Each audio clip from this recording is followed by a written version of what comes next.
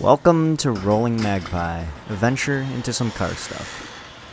Today we'll be going over some minor maintenance for this 2015 Infiniti QX60.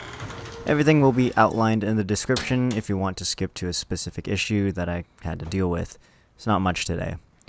So, first things first, the windshield washer doesn't work. And just a quick search online reveals that the culprit, outside of the fuses, is most likely a faulty windshield washer pump. Now, my dad did this diagnosing before me, so I'll just recreate it.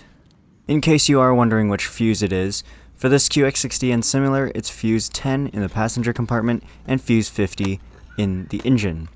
Although, if your wipers work and practically everything else in your car, you just need to check fuse 50. That little guy down there. And then following that, obviously the pump, located underneath the fill cap for the washer reservoir, should be making some sound when in use. In our case, it wasn't. Now that that is diagnosed, we can move on to actually swapping out the part. When purchasing any part for that matter, ensure that it is compatible with your given vehicle. Pictures come in real handy for this, especially if you are unsure about the exact part ID. Once you have that, jack up the right front of the SUV as you will need to take off the wheel. This will provide the quickest and easiest access to the pump while sacrificing some space. For that, you may want to consider taking off the front bumper, but in our case I didn't do that. Once that's done, remove the panel screws and push pins. Make sure you get enough of them to be able to peel back the fender just like this. From here, we can start looking to disconnect the pump. Now, you have two options when going about this. You can either drain the existing fluid out the top, but you'll need a long tube to do so. Or you could take the messy approach and attempt to use a drain pan of some sort. Taking off the pump itself is pretty easy. You just have to disconnect the two lines, one from the white part and the other one from the other side. And of course the wiring cable. I find that using a push-pin screwdriver worked wonders in detaching the hoses. From there, you can pull off the pump. You may need to use quite a bit of force. There is enough slack in everything so you can go straight to pulling the pump if you so please, and then follow with the other parts. Did I mention that this was the messy approach? Yeah. All you need to do now is throw in the new pump, attach everything, and all should be good. Except things weren't.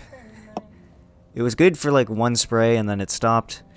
A bunch of headache. I found out that you need to quote-unquote prime the pump itself. And to do so, you just have to run it a bunch. So that's what I did. And it started working. But for some reason, trying to use the rear spray activated the front. Apparently this requires the same solution of running it a bunch.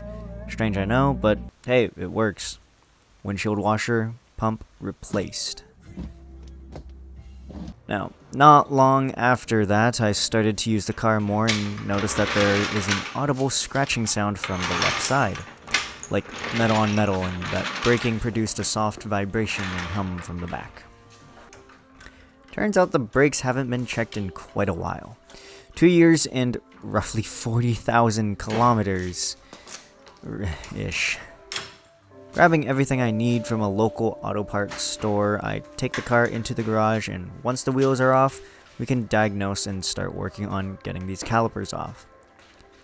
It's easiest to see the state of the brakes when the wheels are off, so you can make things easy by checking them every time you swap tires for the season, if you do so.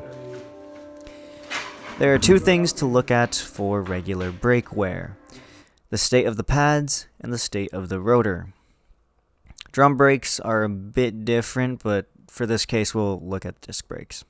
Even though from this side the pad looks fine, you still need to check the other, as it doesn't necessarily have the same amount of wear. In our case, yeah, no, this is real bad. And the metal clip, this thing, as you can see, is broken. Eventually, as you wear down your brake pads, it will scrape against the rotor to alert the driver that they need to be replaced. But it doesn't seem like that happened here. The rotor is also looking a bit thin, so we can check its thickness. Usually a minimum thickness is embedded into the cast.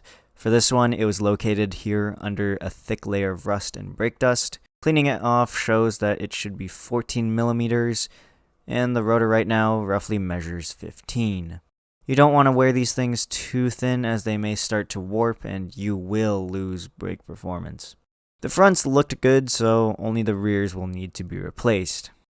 Now, most nice cars allow you to just take off the caliper and be done.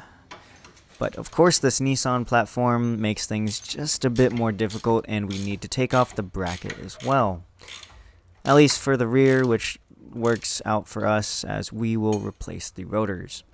It's always a good idea to put some WD-40 on the hardware we will be removing. In this case, 2 screws on the caliper and another 2 on the bracket. If they still don't budge, you can use various things for aid. For example, you can put 2 wrenches together to increase leverage, or just use a heavy object as a hammer. Be careful using the second option as that may lead to snapped bolts. In this case, however, the bracket bolts are fairly thick and they will survive. From there, we just remove everything, and if the rotors are rusted on, just grab a hammer and loosen it. As for the bracket, make sure to take out the slide pins. Clean them and apply some sort of lube rated for brakes and put them back together. When it comes to the calipers, you want to reset the pistons.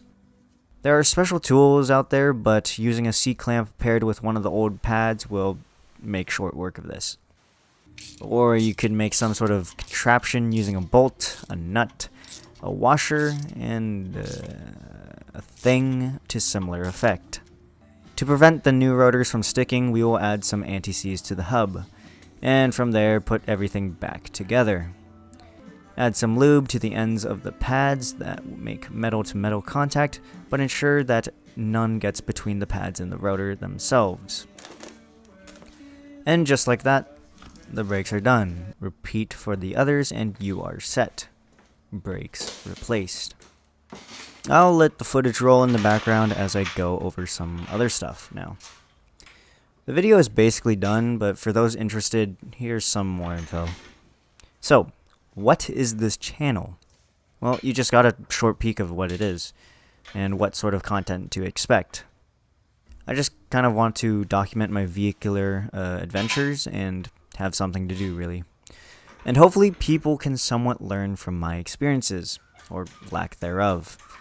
Not everything I do will be correct or the best way, as this is sort of a journey. But feel free to leave comments outlining tips, tricks, corrections, insults, whatever it may be down below. These update videos, so to speak, will contain smaller projects and the like, while main projects will be more telling of the long and arduous process of working on cars. I don't have all the skill sets and tools required, but hopefully as time goes on, I get to learn and teach, expanding what I have in the DIY sense. Anyways, what I'm trying to get at is that I bought that thing.